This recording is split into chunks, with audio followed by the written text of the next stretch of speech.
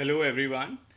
I'm Keshav Gupta, and I'm the founder of the Dais. On behalf of the Dais and people of Impact, we would love to welcome you all to the Dais Global Voices program, second edition, and that's being done as a part of the Learning Planet Festival.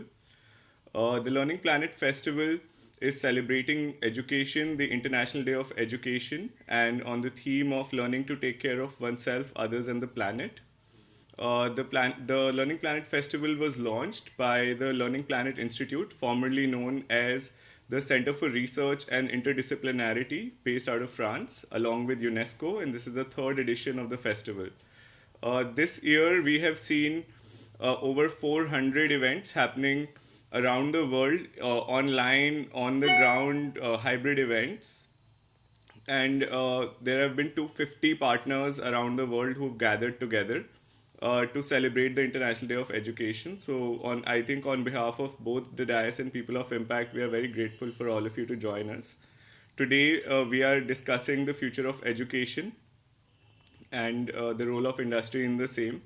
And the DICE and the People of Impact, both the organizations, as we are committed to the Sustainable Development Goals, I think it's our big pleasure to be working together on a Humanity 2030 collaboration, and that represents the value of humanity, human values, besides all the SDGs that I think lies at the core of what the DICE and People of Impact, both as organizations, believe in. We both endorse wholeheartedly the message of leaving no one behind, and Humanity 2030 at large envisions a better world, a more equal world with equal opportunities for all, and to be empowering people around the world through the same. Just a quick reflection, I think, on the dialogue today. We have four incredible speakers who will be today joined by our moderator, Miss Dimiana, who again comes with a wealth of experience. She's the senior partner of innovation and partnerships for People of Impact. And the reason why like this dialogue we thought will be important is that both future and education are intertwined with each other, uh, as well as the present. So with COVID-19 pandemic, with all the changes that the world is experiencing, not just with the pandemic, with the technology and with the different geopolitical shifts, it is imperative that we look at education from a fresh perspective. There are new narratives to education which are now coming in. We are talking about systems change and so on. So there can't be any better speakers than the lineup that we have today, which has joined us. So without wasting further time, for from my end, I will just humbly welcome our moderator Dimiana to take over the discussion today. And once again, thank you, and hope this is a great dialogue for all of you. Please remember that the dialogue is not just on the screen; it's also on the chat box. So please use the chat box, as all the participants, all of what you say is very valuable to us. So please, we do encourage you, whether you're joining us from Facebook Live or the Zoom chat, please do use both the forums for enriching our discussion.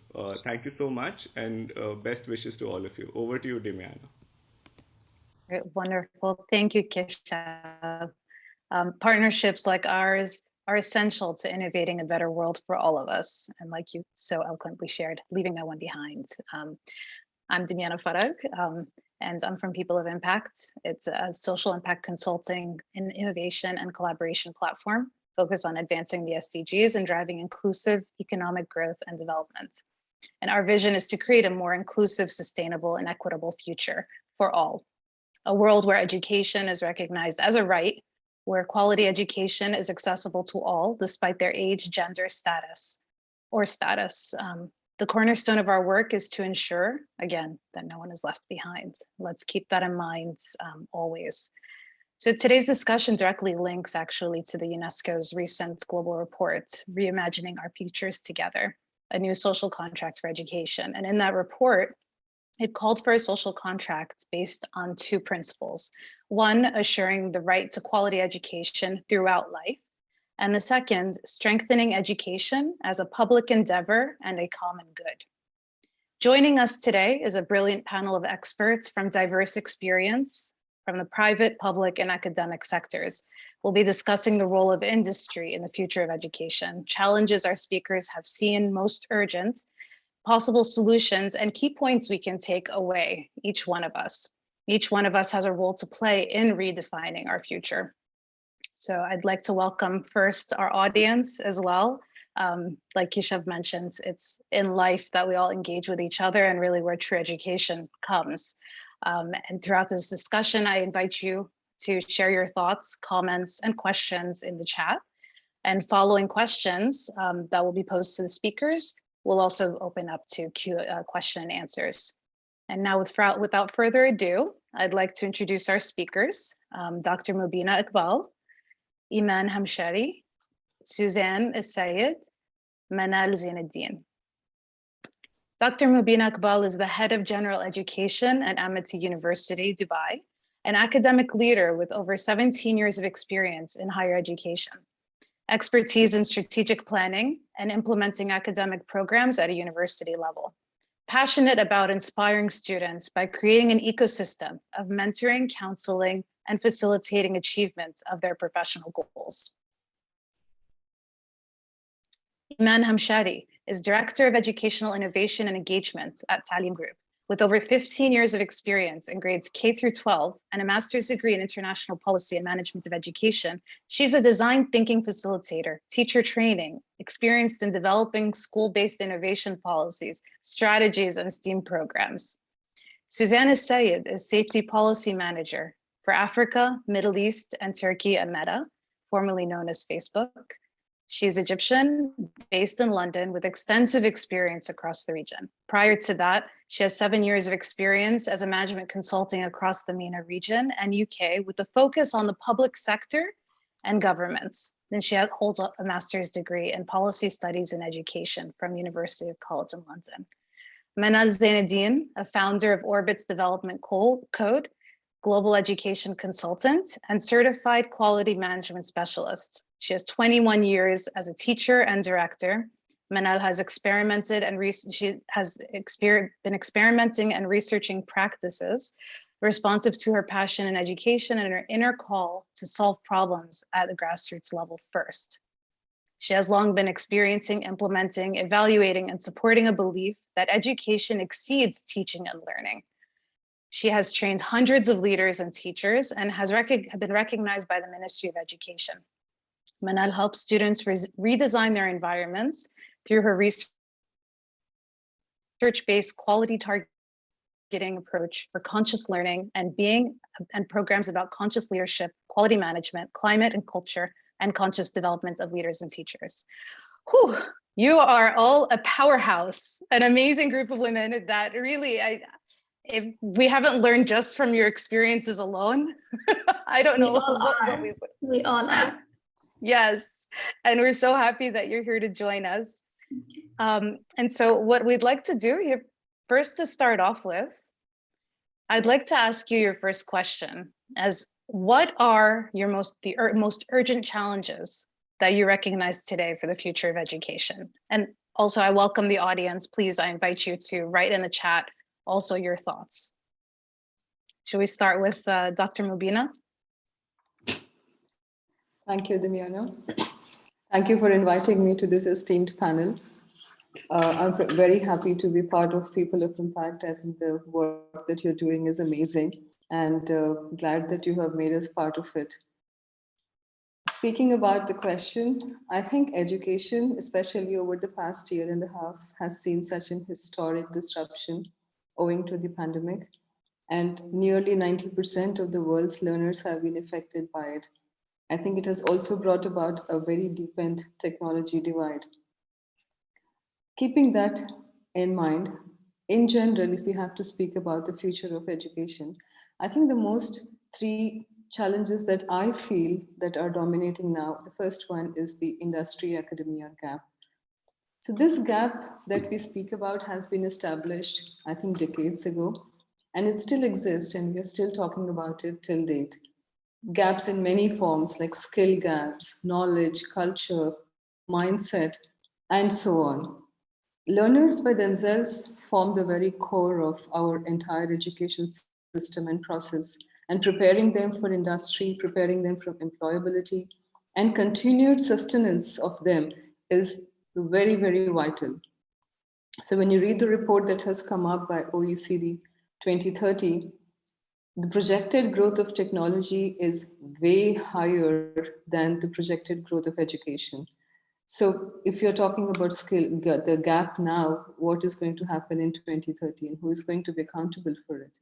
So that I think is one of the major challenges. The second challenge that I feel is something called as learner empowerment. Universities by themselves have traditional houses. They have models of education are very conservative and traditional. And learners, especially in higher education, they get bound by curriculum, by policies, by content, and they are not fully involved in their making their own learning decisions, right? From people like policymakers to faculty, accreditation bodies, curriculum designers, learning managements.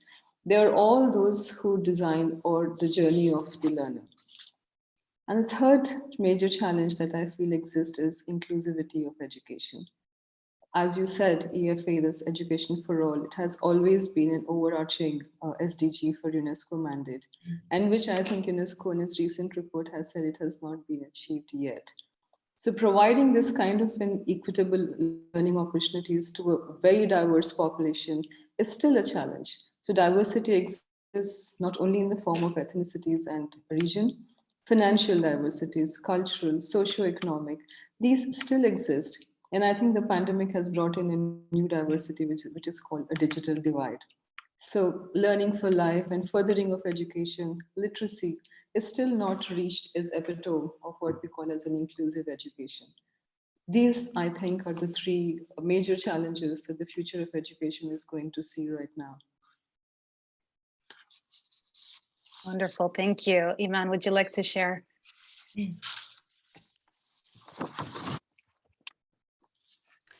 Can you hear me? Yes. All right. Thank you, Dimiana, for the kind introduction. And I totally agree with Dr. Mubina. And serving in the education profession for 16 years now, I've built new capabilities to achieve a theory around that innovative thinking and practices. And I've established that theory in which students learn and form a greater connection to the real world issues through skills-based and challenge-based learning, just like what Dr. Mubina has said. And since we have started with the challenges imposed on education to form a bridge between schooling and work life, I would like to start this dialogue with a perspective that education as a social institution that serves the needs of the society. It is required in order for the society to survive and thrive at the same time. It must not only be comprehensive, sustainable, and excellent, but it must also evolve in order to meet the challenges of a rapidly changing and unpredictable globalized world. In response to the rapid changes that we witness nowadays, I believe it is safe to say that online learning is a current challenge to education. We all know by now that online learning will play an increasingly important role in the education, in the future of education. But the problem will be to keep the learning, online learning, unorthodox or relevant to the societies and industries' future needs, which leads us to the second challenge, that organizations and business owners themselves are constantly battling to identify a ready pool of talent that can be hired with minimal training. So even as the number of universities offering new courses and facilities, the number is growing, still industries continue to outpace the schools and the universities' curriculum. So what happens is that students may receive solid theoretical knowledge through the online learning courses or even on-site learning that is happening in schools, but they still require on-the-job training to be completely competent. And as a result, I believe that education plays a crucial role in educating the next generation and equipping them with the necessary skills so that when they graduate from school and into the workforce, they are prepared to face the difficulties ahead. And this is the innovation that we are calling for. So in my opinion, when the focus shifts from providing information to providing space and chances for learning experiences, education at that point can become more innovative and the key to a sustainable education, which is the new method that focus on the learning skills again. So students nowadays demand to be offered skill-focused education and being engaged in educational activities, let's say, that would form a connection to those students or in those students' brains as to what, how, and why they are learning what they're learning. So the only way to form this connection is by placing more emphasis in connecting the curriculum to the social challenges that consequently will lead to the most important challenge, in my opinion, which is the role of education and schools in diffusing the, how do I put it, the ticking time bomb as we humans continue to deplete the planet's biocapacity in an exponential rate. Thank you.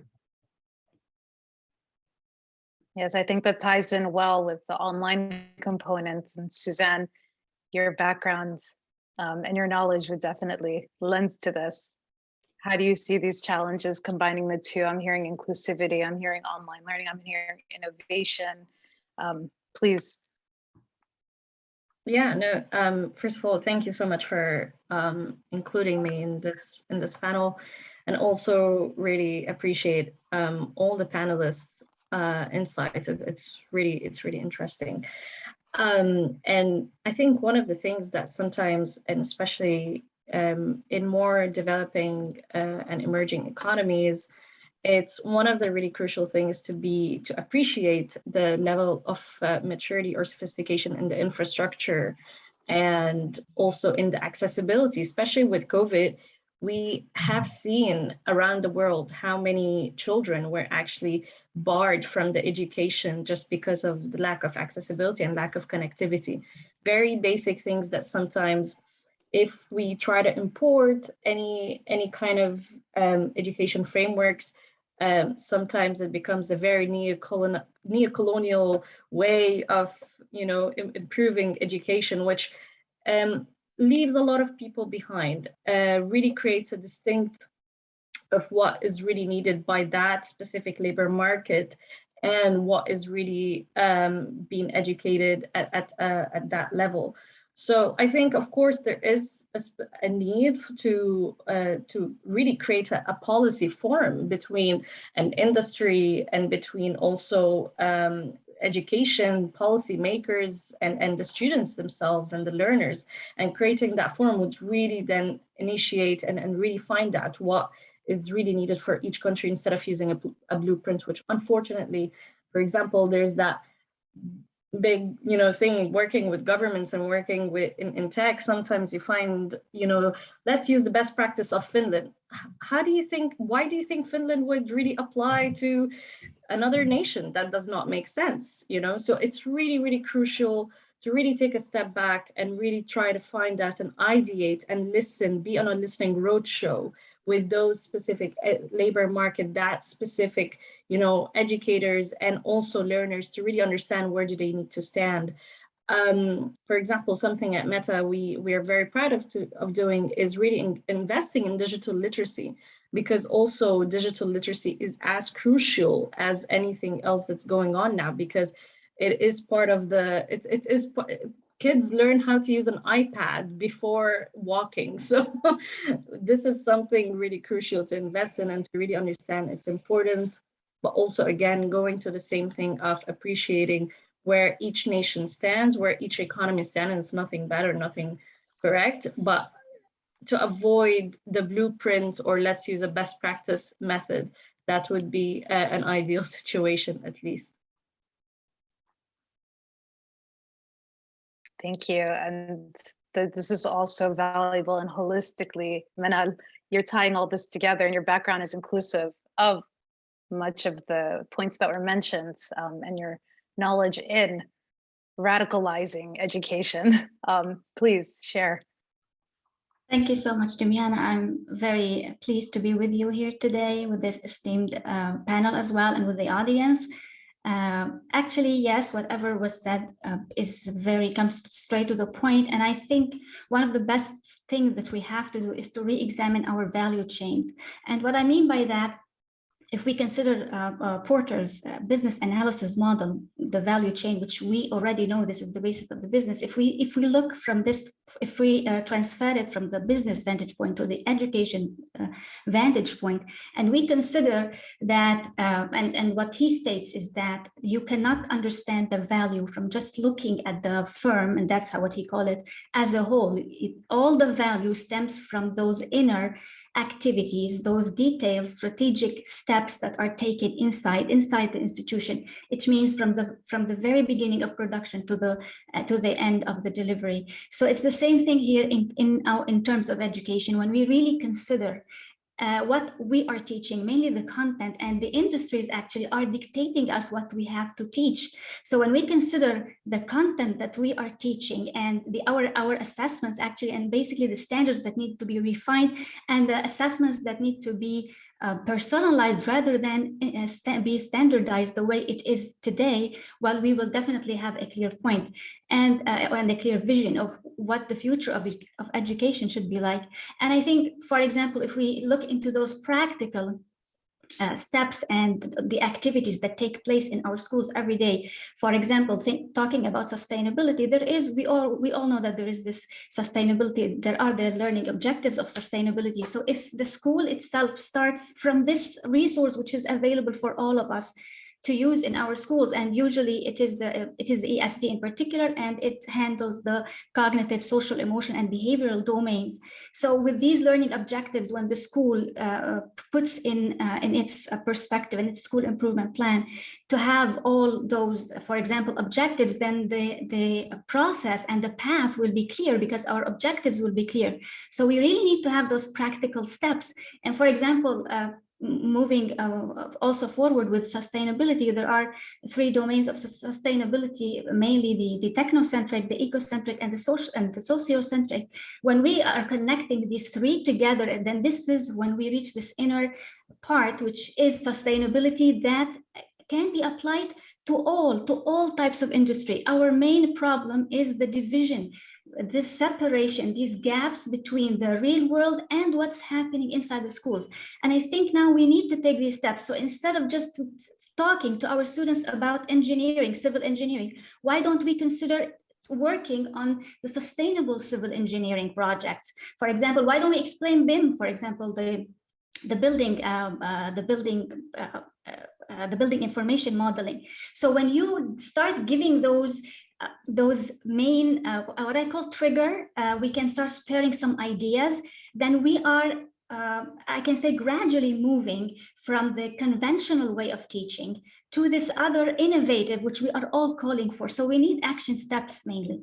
And one more quick thing, there was a study in New Zealand in 2005, and they spoke about the model called the deprivation model, which is this the discrepancies and our consideration that the barriers, the socioeconomic, the gender, and all those types of barriers are real impediments, and because we have them, then we will not be able to proceed, and this is wrong. So it's also our mentality and who decides actually in our societies who to move forward and who to just keep in one place. So we have to take this this initiative to give them, to open the path for all those innovation, and so that no one is left behind at the end.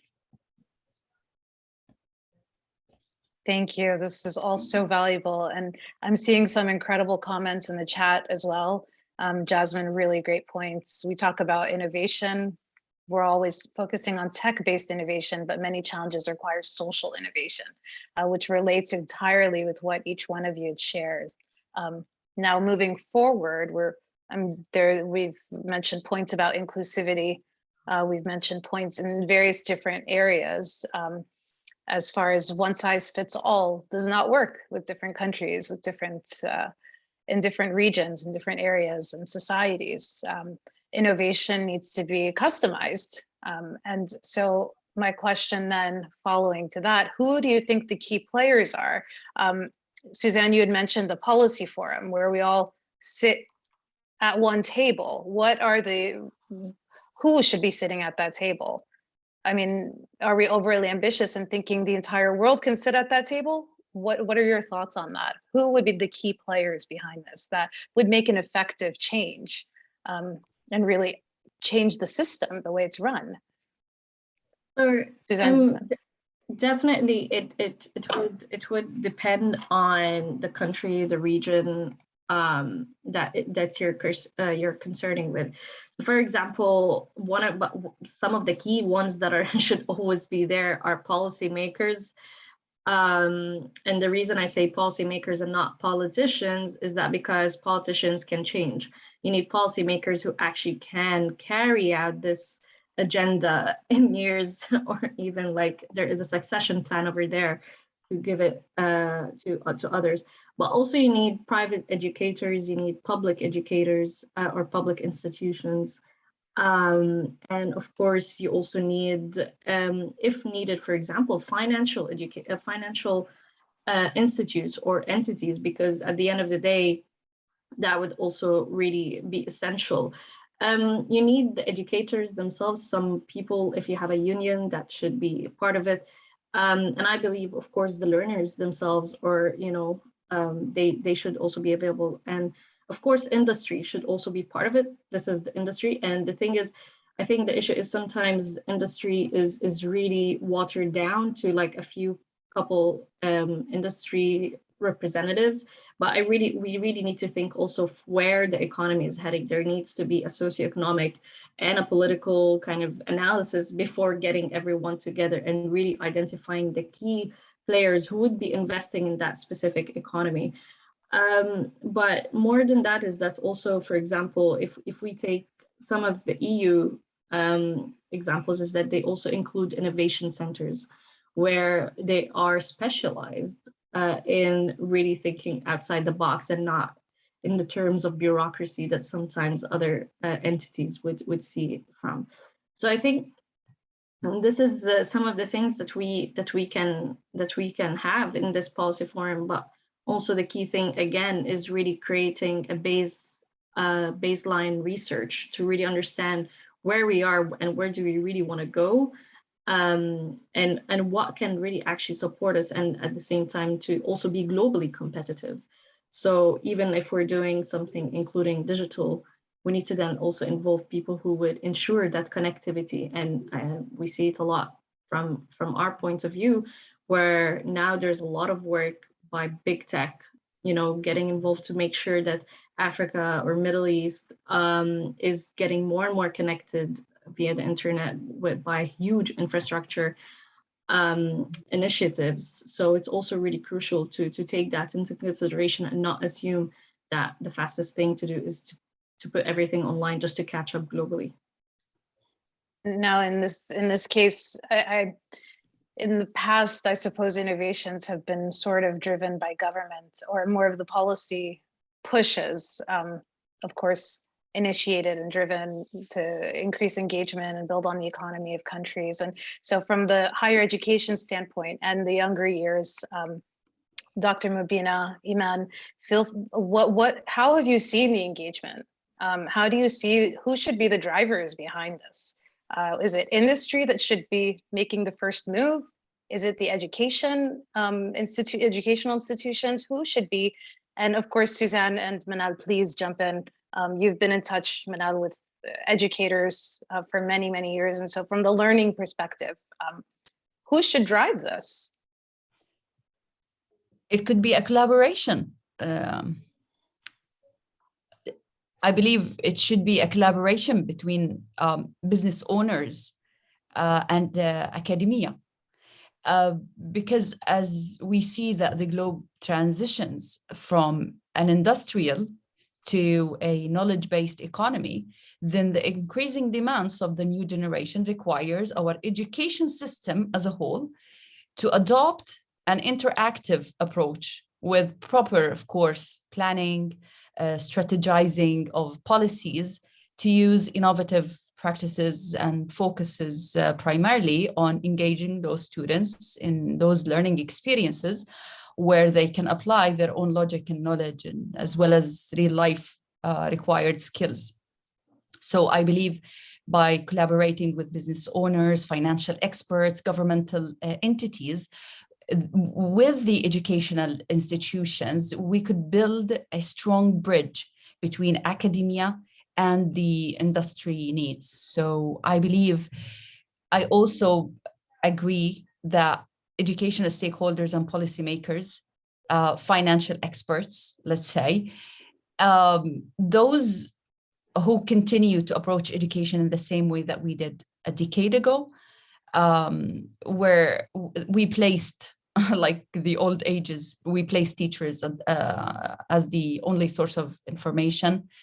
I think they will, I don't know, if others are going like what we do now, the conversation, the dialogue that we have now, we recognize the importance of innovation in education. So I believe with the stakeholders of education, the policymakers, if they see this and they focus on developing the skills of the new generation, I believe we will get somewhere. We will close that gap between the academia and the industry, and there will be a match and no mismatches, and there will be no conflict between what we offer in schools and in education and what the kids face, and in terms of challenges and difficulties when they engage in a workforce or in a real life situation.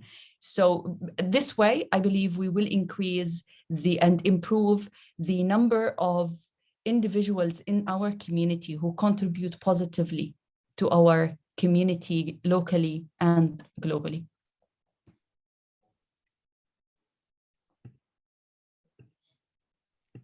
Yes, Dr. Mubina, from the higher education perspective. Yes, so I completely agree with what Suzanne and Iman has told, about who should be the key players in the entire process. I think, it's high time we don't say who should take responsibility for it, as it is a complete ecosystem that we have to create. It is not possible for one entity to be more important than the other. It is I think we should move more towards a community kind of an outreach as opposed to a very commercialized outreach that we have in mind so far. So it should be learners, it should be academicians, school management, the government, most importantly, policymakers, industry, accreditation bodies. I think everybody should have a completely important role to play. So there is an entire new way of creating this ecosystem, what you call the GUI now, where you have government, universities, and industries together. I don't think we are reinventing the wheel. These processes and systems are in place, but it has not reached the level where we can say that everything is the future of education has reached where it has to be.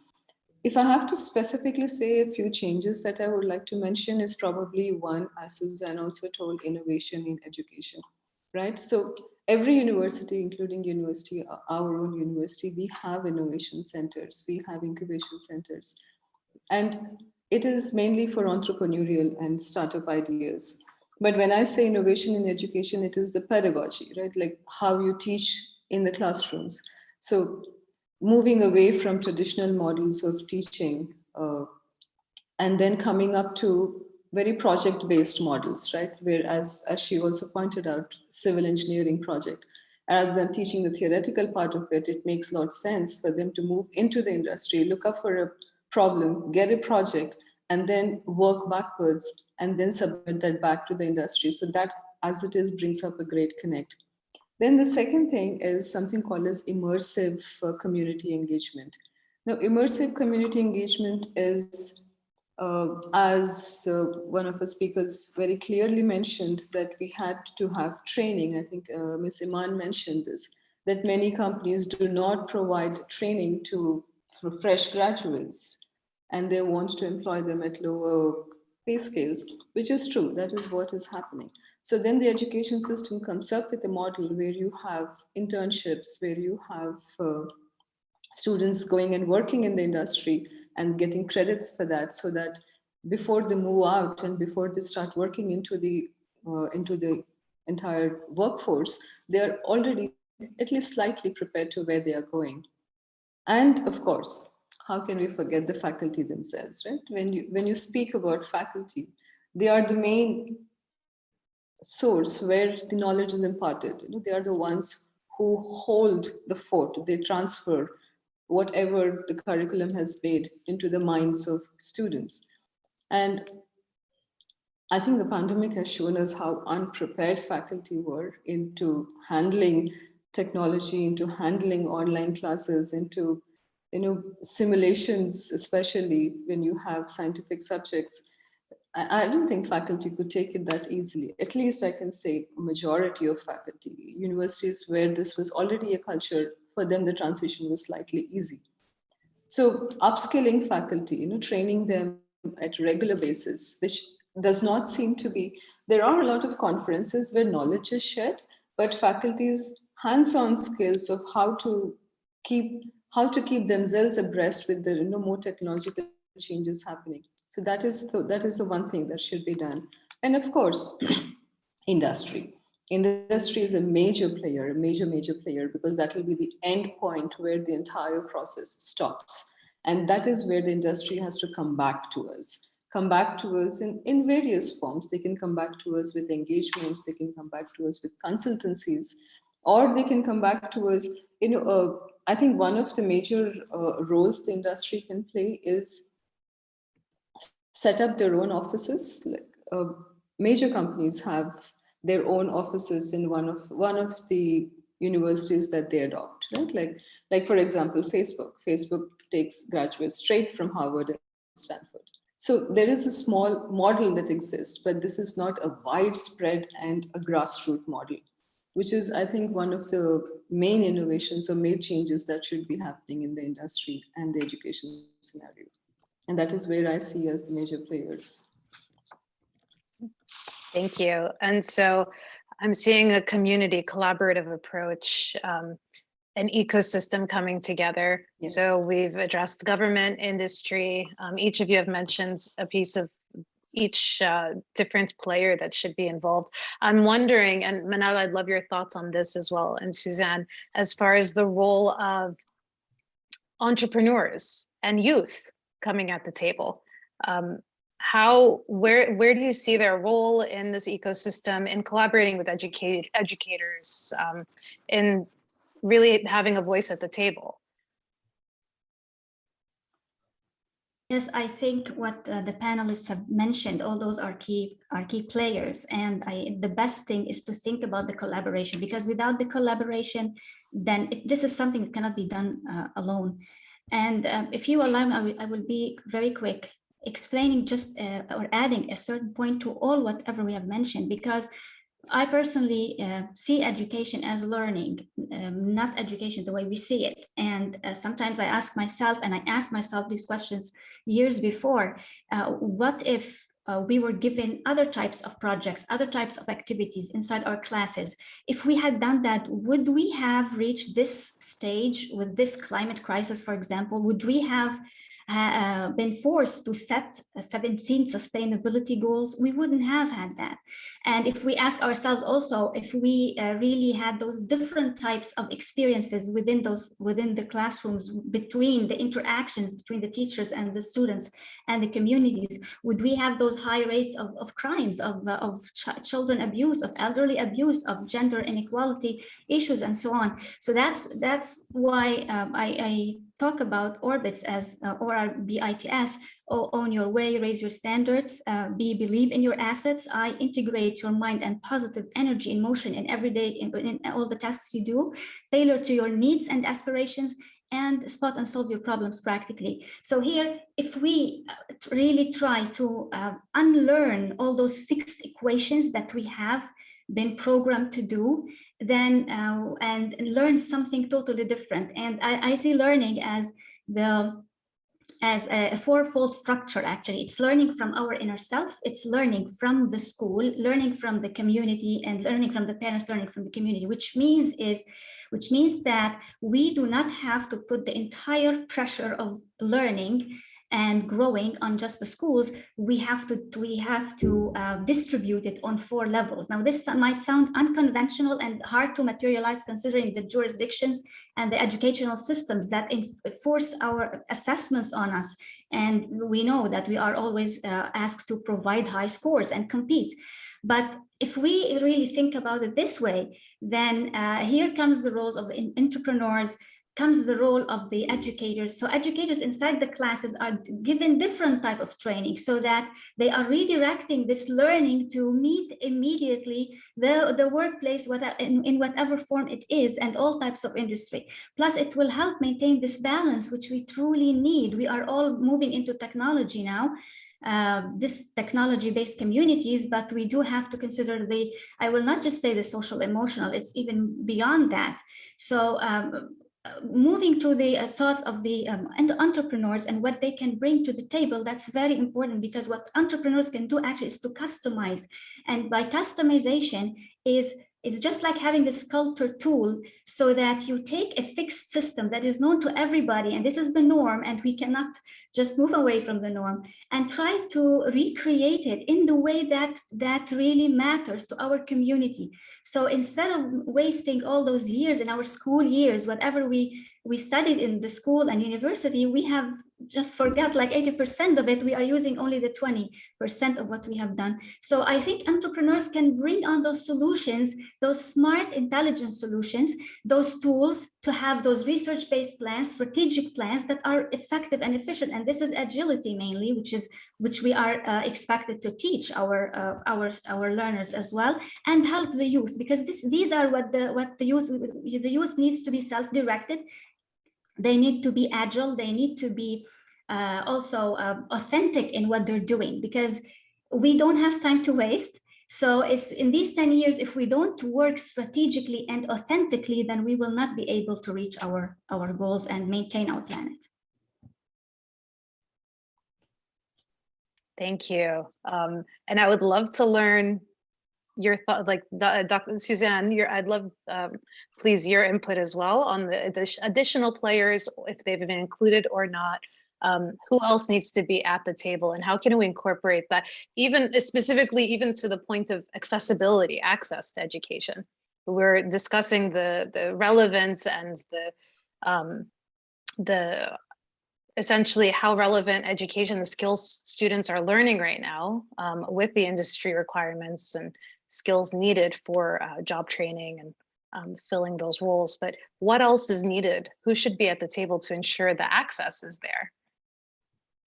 I think one of the key things is that change of mindset when it comes to lifelong learning, for example. Having that lifelong learning mentality is really crucial, because if we say that's what the industry needs, that's where they are, or that's where the gap is, or that's where the technology is, we're going to be playing a game of catch up. So it's about changing that mindset of being a lifelong learner.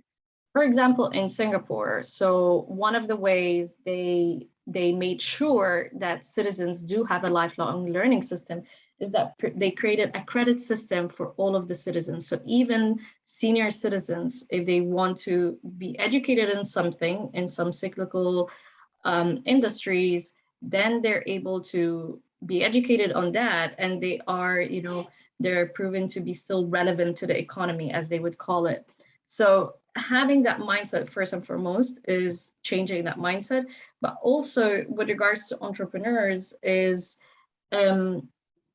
first putting that infrastructure, the legislative infrastructure for them, making sure that, because with education, any economy or any country that is able to innovate and is able to actually reach new levels there's a least friction as possible for entrepreneurs and innovators to actually go about it. And one of the things also is that entrepreneurs can sometimes fill those gaps, as Mana said, that fill the gaps that are not fulfilled by the industry or educators.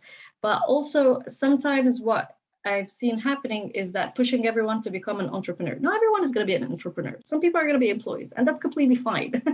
They're going to be researchers, you know. I think it's really crucial to really just change the mindset to be a lifelong learner, have the legislations that are enabling people to have ease of doing business, but also ease of, you know, innovating and providing that research and development component in any country. I believe R&D is the key thing to in many subjects, sociology to STEM subjects, whatever it is, it's essential for any economy to go to the next level. We cannot copy paste anything.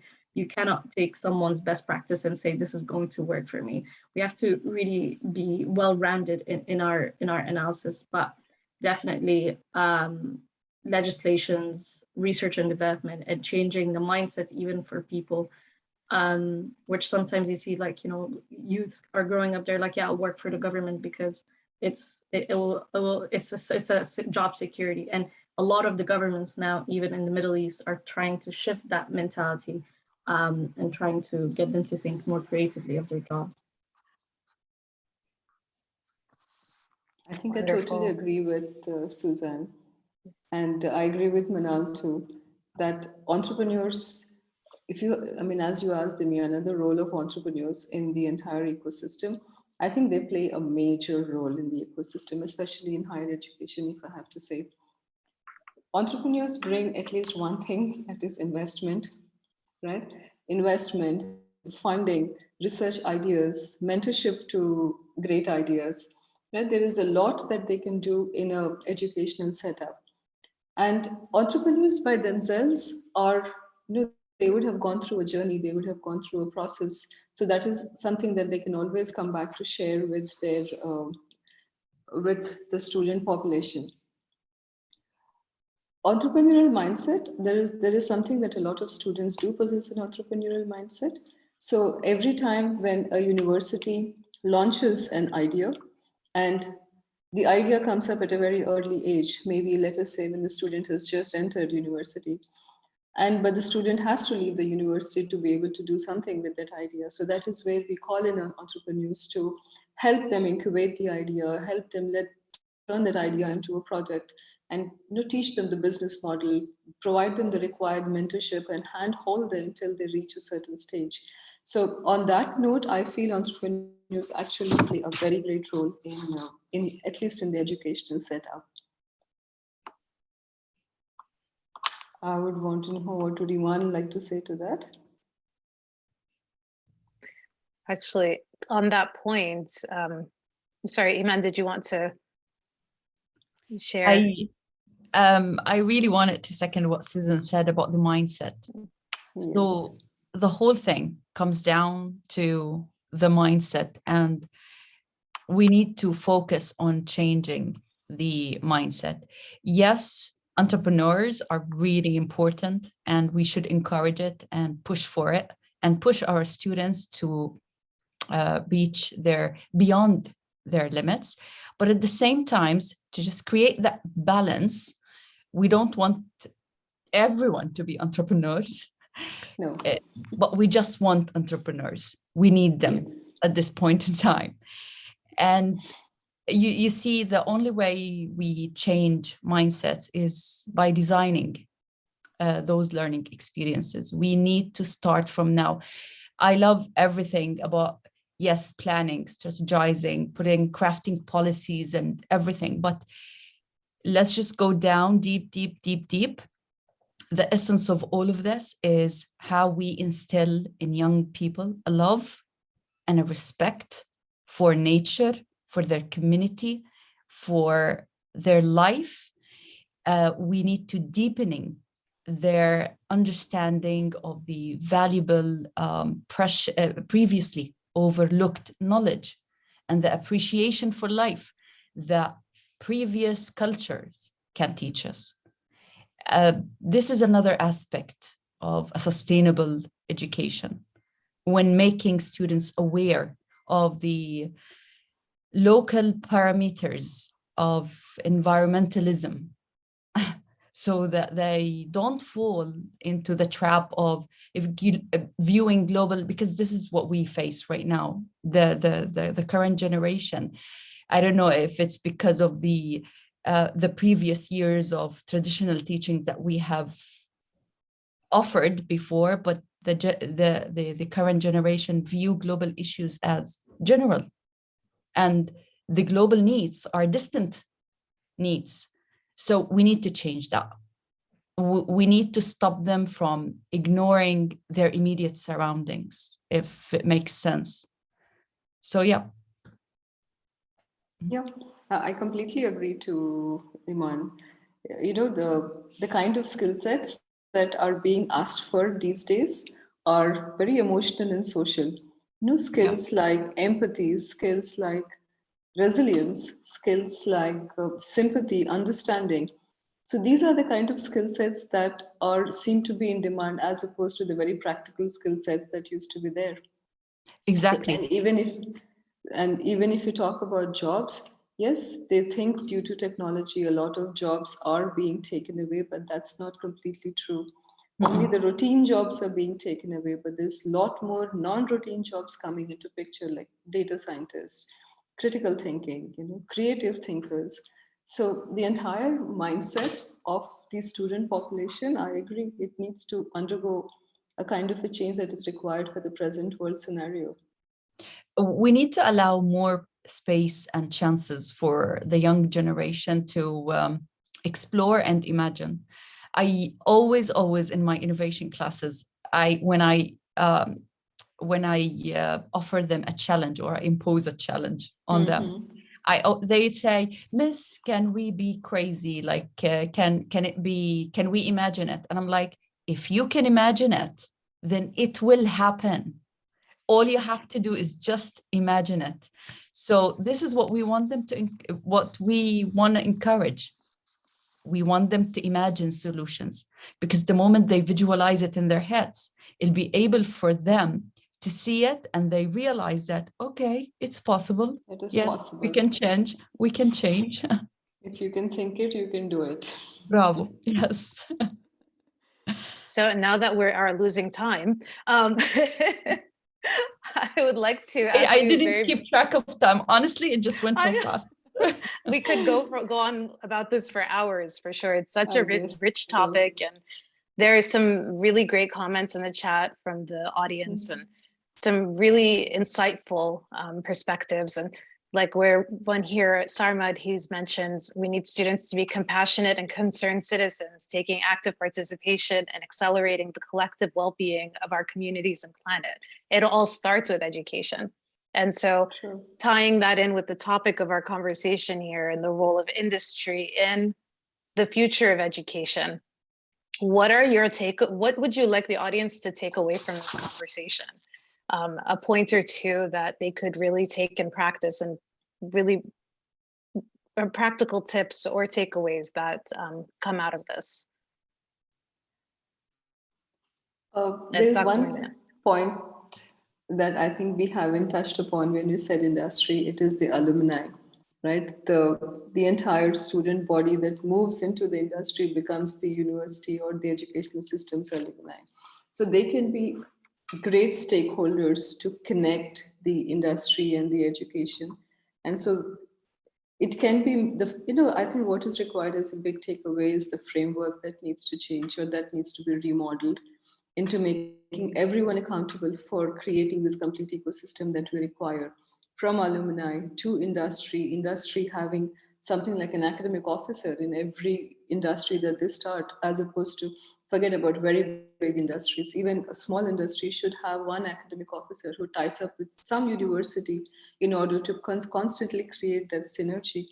And of course, make it compulsory for alumni to come back to your alma mater and then teach the younger students who are there as to what is required, what is the latest technology, what is the latest version, how do you adapt to new places, how do you coexist, what is your interpersonal skills that you require. So this is, I think, one of the key takeaways for me, as in the future of where education can be sustainable. I would like to leave the audience with this thought that as educators, if you're an educator, let it be our purpose to raise awareness of concerns and difficulties around the world. Then let us collaborate in educational settings like this to provide sustainable solutions and contribute to the well-being of humanity, both locally and globally.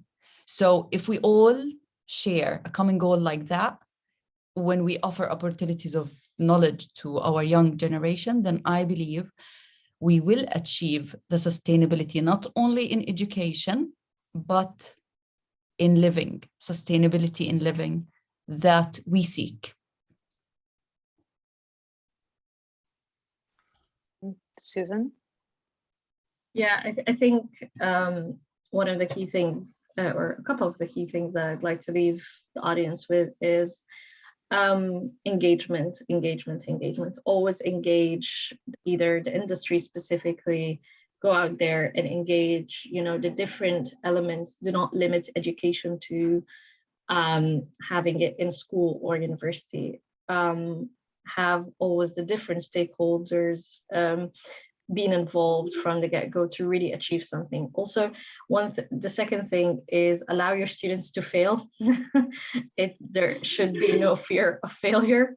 And I think this is something that's really crucial. And honestly, when we embrace the sense of failure, then we would be able to know what works and what doesn't work for us. So, and again, thank you so much for having me here today. And Manal. It's actually invaluable conclusions from the three panelists. I will briefly end with sharing the 21st century orbits model when we have those four areas, which is the cognitive rigor, the technology or the digital rigor, social emotional rigor, and the global citizenship, all in equal focus. So we're not focusing on one area and disregarding the other. And the global citizenship, according to the way I see it, I would like to share with you human rights, peace, prosperity, inclusion, equity and equality, ecocentrism, innovation, wisdom, and conscious oneness. This way we are creating this infrastructure for the future. And I loved what Iman said, like when we are creating this from a very, very early age, and that's why here I call upon whoever within the audience, who are parents, because I think they are also those hidden key players. Let's give those children the path, the stage to speak out, so that if we really want to have, like in 3-4 years, let's say, for example, the next generation, we're building up on those years so that we can have more innovation for the future. Thank Wow. you. This is very, very, very rich insight from all of you. And before I close with remarks, I'd love to open up the floor to the audience. If they haven't, we can take 1 or 2 questions. I'm really sorry. We can stay for a few more hours, but not tonight. So if anyone has any questions from the audience, and first I must apologize, the comment was from Parisha, not Sarmed. He had mentioned the comment earlier. That was also very impressive. But if anyone has any questions, we can take some. And in the meantime, I'd also love to recap the conclusions that have been drawn from tonight's conversation. We discussed building ecosystems and collaboration, and not one party is actually a driver. We can all drive it together and really start it. Anyone can be the igniter of these conversations and really build these communities. And we've discussed a few different roles within, not only limited to traditional educational institutions, but also entrepreneurs and youth. And it really all starts with each one of us. So the traditional models don't work. We all agree on that.